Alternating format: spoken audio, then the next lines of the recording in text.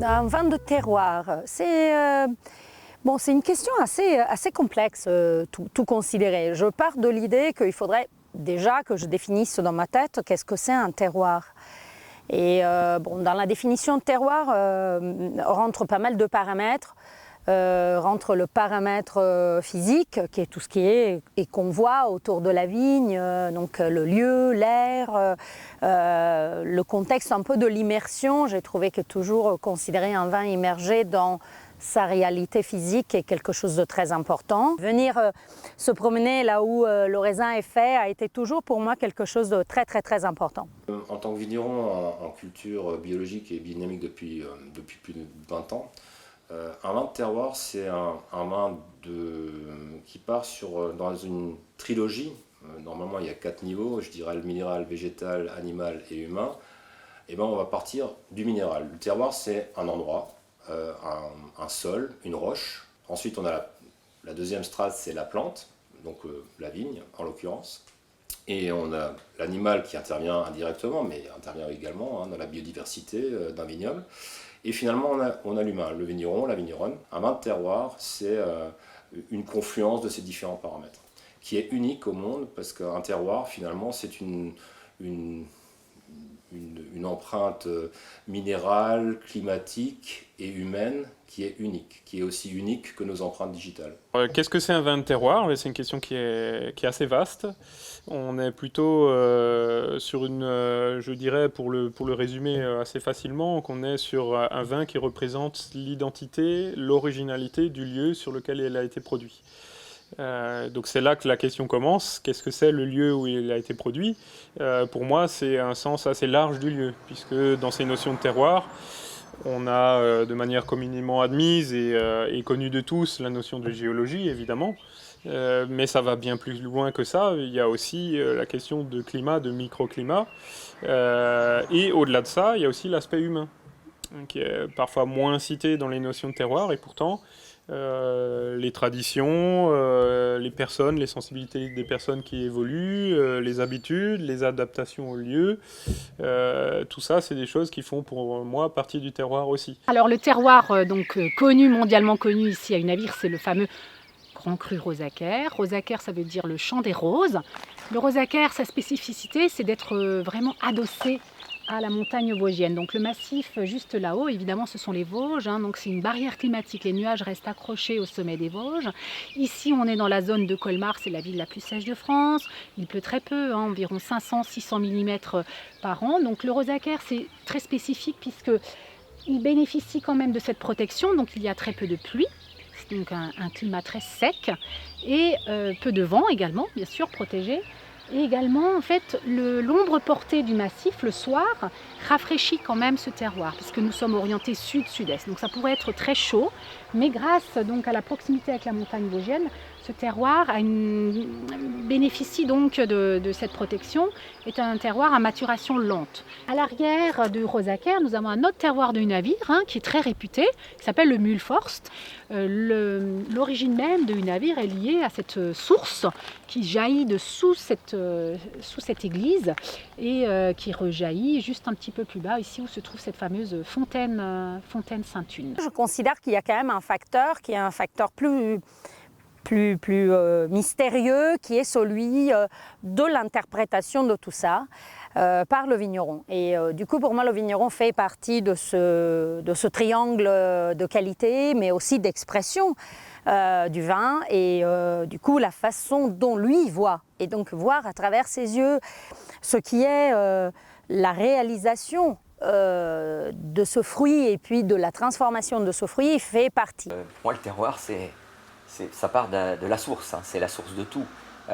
L'homme, évidemment, sans l'homme, le terroir n'existe pas, mais le terroir, c'est ce qu'il va falloir écouter. Le terroir sans écoute de l'homme n'existe pas.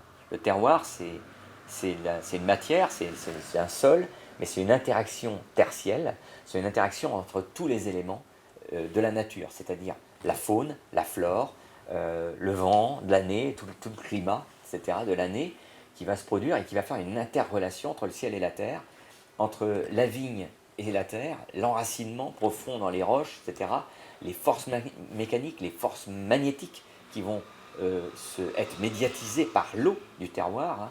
L'eau du terroir, les sources, les nappes phréatiques, les roches qui sont gorgées d'eau, la vigne va aller puiser tout ça et va remonter tout ça à la surface de la terre et exposer tout ça au ciel.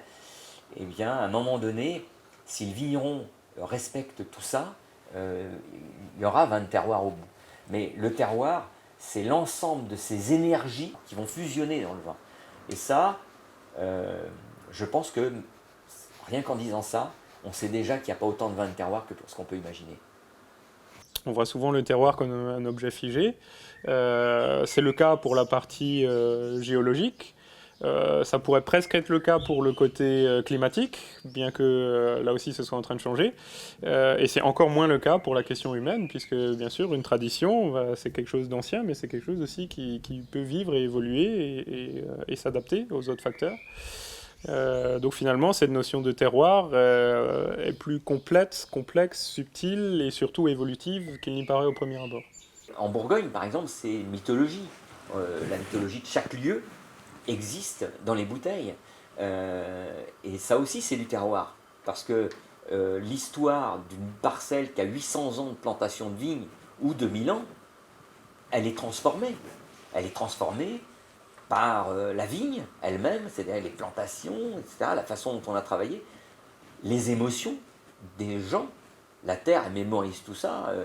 C'est pas un hasard s'il y a plein de lieux dans les vignobles où on a des noms d'histoire humaine. Il y a des noms de pierres, il y a des noms de plantes, il y a des noms d'arbres, il y a des noms mais il y a aussi des noms d'histoires, d'anecdotes humaines. La mythologie, elle habite le terroir, et faire fi de tout ça pour un vigneron, c'est déjà rompre la lignée. Il rompt une lignée de vigneron, mais il rompt une lignée du lieu. Hein, il rompt sa relation au lieu. Et ça, je pense qu'il y a encore des vignerons qui ont cette sensibilité de savoir que cette parcelle, elle appartenait à tel homme, qu'avant, à telle famille, et que tout ça, c'est important. Hein, quand il accueille son raisin, quand il accueille chaque moment de la vigne, chaque moment de l'année, chaque saison, il accueille aussi ça. Je pense que ce qui qualifie donc un vin de terroir est effectivement le mariage sage et réussi de deux merveilleuses choses qui sont effectivement la notion d'origine géographique et ceux qui travaillent pour que cette chose se traduise dans un verre. Oui, c'est ça, à mon avis. C'est les deux facteurs majeurs et dans lesquels on a besoin d'honnêteté. Ça signifie qu'on ne va pas modifier volontairement ce que le lieu peut donner et on ne va pas modifier volontairement ce que, après, par la suite, le raisin va donner. Tout ça paraît, dans le monde dans lequel on vit, dérisoire. Parce qu'on dit, c'est invisible, tout ça, ça n'existe pas, c'est de la poésie. Mais ce n'est pas que de la poésie.